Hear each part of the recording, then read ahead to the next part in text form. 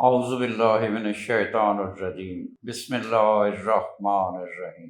ہم اپنی روزمرہ کی زندگی میں جو کچھ کھاتے ہیں اس کا ہماری صحت برقرار رکھنے میں اہم کردار ہوتا ہے۔ سیاہ کشمش کا شمار بھی ایسی ہی چیزوں میں ہوتا ہے۔ ماہرین نے 6 بھیگی ہوئی کالی کشمش کے فوائد پر روشنی ڈالتے ہوئے اسے ایک طاقتور مشق قرار دیا ہے۔ ان کا کہنا ہے کہ یہ ایک سادہ لیکن مؤثر طرز زندگی کو تبدیل کرنے والا ہو سکتا ہے۔ بھیگی ہوئی سیاہ کشمش میں فائبر کی مقدار بہت زیادہ ہوتی ہے۔ زیادہ فائبر کا مواد صبح کے وقت سب سے پہلے آنتوں کی ہموار حرکت کو یقینی بناتا ہے اور پیٹ کے مسائل سے نجات دلاتا ہے۔